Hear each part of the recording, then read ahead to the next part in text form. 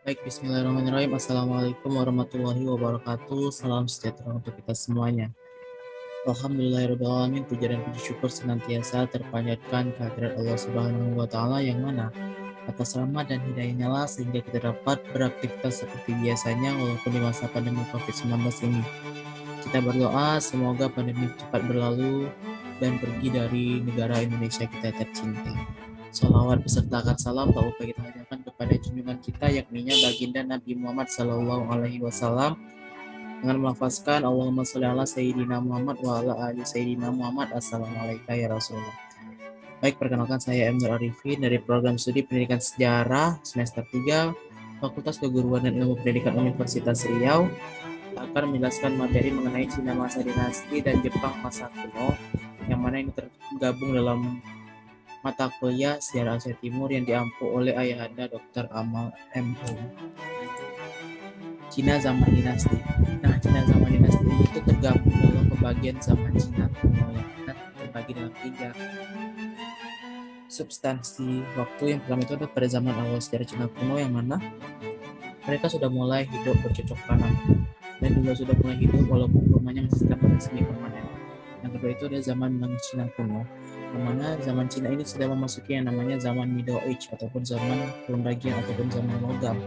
Dan puncak dari zaman Cina kuno ini berada pada saat mereka sudah mulai membuat perunggu pertama kali.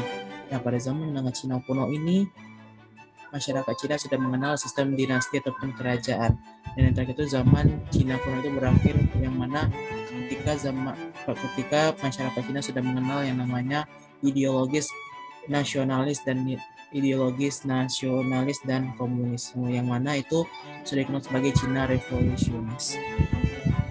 Nah, untuk masalah dinasti itu, dinasti di Cina itu ada banyak sekali dinasti. Yang pertama itu didirikan oleh dinasti Xia yang didirikan oleh Yu dari suku Xia. Yang mana kenapa Yu bisa mendirikan sebuah dinasti itu dikarenakan Yu itu membangun sebuah tanggul untuk menghadang banjir bandang. Yang kedua itu dinasti Shang. Dinasti Shang ini didirikan ataupun faktor penyebabnya itu adalah karena kekejaman Raja Xieji, raja terakhir dari dinasti Xia kepada rakyatnya.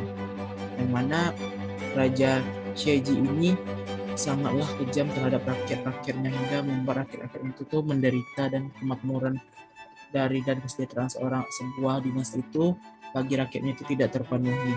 Dan ada yang namanya itu Sang Cheng Tang, itu wakilan dari suku Sang memberontak dan akhirnya Raja Xieji itu dibunuh oleh Sang Cheng Tang yang membentuk dinasti Sang dimulai pada tahun 1600 sampai 1046 sebelum Masehi. Yang ketiga dinasti Zhou.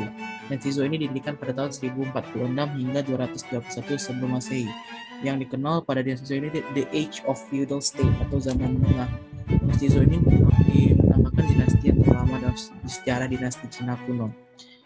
Yang mana pada zaman ini dinasti Zhou itu terbagi terpecah-pecah karena ada yang namanya Zhou Barat dan Zhou Timur. Berikutnya ada dinasti Qin. Dinasti Qin ini adalah dinasti pertama Cina yang menyatukan keragaman suku bangsa di negara Cina dalam satu kebangsaan tunggal nasional Cina. Dan juga merupakan dinasti pertama yang menggunakan sistem pemerintahan terpusat atau sentralisasi, yaitu sistem pemerintahan yang kekuasaannya terletak penuh di tangan kaisar yang juga merupakan dasar dari sistem kekaisaran feodal yang diteruskan oleh dinasti setelahnya selama ribuan tahun. Kaisar pertamanya itu bernama Qin Shi Huang dan berhasil mengakhiri perpecahan antar negara, yang mana perpecahan antar negara ini tuh sudah sangat lama, mencapai 500 tahun lamanya. Berikut ada dinasti Han. Dinasti Han itu adalah pendirian dinasti Han itu dikarenakan pemberontakan para petani kepada rajanya, yaitu tokoh pemberontakannya itu Liu Bang, yang mana merupakan seorang petani yang memberontak dan kemudian melakukan penggulingan terhadap dinasti Qin. Berikut itu dinasti Xin. Dinasti Xin itu masih dalam kerajaan dinasti Han yang terpecah karena pengaruh legitimasi kekuasaan yang dipengaruhi dan pengaruh keluarga Liu Bang yang memprovokasi pendirian dinasti Xin. Kemudian Wang Mang, seorang pejabat dinasti Han, merebut legitimasi kekuasaan dari keluarga Liu Bang dan akhirnya Wang Mang mendirikan dinasti Xin atau dikenal sebagai dinasti Han. Yaitu di dinasti Qin. Sebelum berdirinya dinasti Qin, dinasti Han dari timur itu selama puluhan tahun tidak ada kaisar yang cakap dan mampu memerintah kerajaan, serta membuat kemakmuran dan kesejahteraan rakyat itu sangat sengsara. Akibatnya itu terjadi banyaknya pemberontakan, kekerasan ataupun ketidakstabilan politik pada masa itu. Dan pada waktu pemerintahan itu oleh Qasim dalam mengkonsolidasikan kekuasaan di tangan mereka. berikutnya itu ada dinasti Sui, berikutnya lagi dinasti Tang, berikutnya lagi itu dinasti Song, berikutnya ada dinasti Liao lagi, yang berikutnya dinasti Jin jilid 2, berikutnya dinasti Yuan atau dinasti Mongol yang kita kenal, yang terakhir itu ada dinasti Ming. Dinasti Ming ini merupakan dinasti yang sangat terkenal Cina dan sebagai dinasti terakhir yang ada di sejarah perdinastian di Cina. Dinasti Ming itu hancur karena kalah perang melawan suku Manchu pada tahun 1644 Masehi. Dinasti Qing berkuasa sekitar 1644 Masehi dan berakhir pada 1911 Masehi. Setelah dinasti Qing berakhir, berakhir juga sejarah Cina pun. Nah, Jepang masa kuno kita akan pelajari lagi. Jepang adalah sebuah negara kepulauan yang menyerupai bentuk garis melengkung yang terbentang dari timur laut ke barat di lautan bagian timur benua Asia. Luasnya kurang lebih 370.000 km. Kurang lebih wilayah Jepang ini 1/21 luas darat Cina dan atau 1/5 luas dari Indonesia. Jepang itu memiliki 4 pulau besar, pertama itu Hokkaido, Honshu, Shikoku, dan Kyushu. Berdasarkan data arkeologis dan etnologis, dapat ditarik satu kesimpulan bahwa penduduk Jepang pada masa silam adalah bangsa yang disebut cavemen, atau mereka itu masih hidup di dalam gua, dan tingkat kebudayaan itu masih sangat-sangat primitif. Kebudayaan dan teritori Jepang itu berada di pusat kota Yamato. Pada masa ini tingkat kebudayaan Jepang masih sangat sederhana. Kota-kota lain belum muncul, rumah-rumah dibangun secara komunal atau secara memanjang gitu kan jatuhnya. Sesuai dengan keadaan alamnya, orang-orang Yamato sudah pandai berlayar menggunakan perahu-perahu kecil, sehingga besar kemungkinan mereka sudah mengenal perdagangan. Tetapi alat tukarnya itu atau uangnya pun belum mereka kenal, sehingga perdagangan masih dilakukan dengan sistem barter, tukar-menukar barang. Adapun barang-barang yang diperdagangkan ialah hasil pertanian, alat rumah dan lainnya, dan alat perang yang masih sangat sederhana. Sistem keagamaan di Jepang itu masih sangat sederhana sekali, yang mana kita ketahui sistem keagamaan di Jepang itu menggunakan masih percaya terhadap roh-roh ataupun masih percaya terhadap alam itu. Uniknya itu di buatan Indonesia masih percaya pada roh-roh leluhur itu. Nah, setelah lama Jepang pun mulai berevolusi dan mulai lahir sebuah agama yang namanya agama Shinto yang merupakan agama asli dari Jepang. Nah, kebudayaan yang ada di Jepang itu ada yang pertama kesusastraan.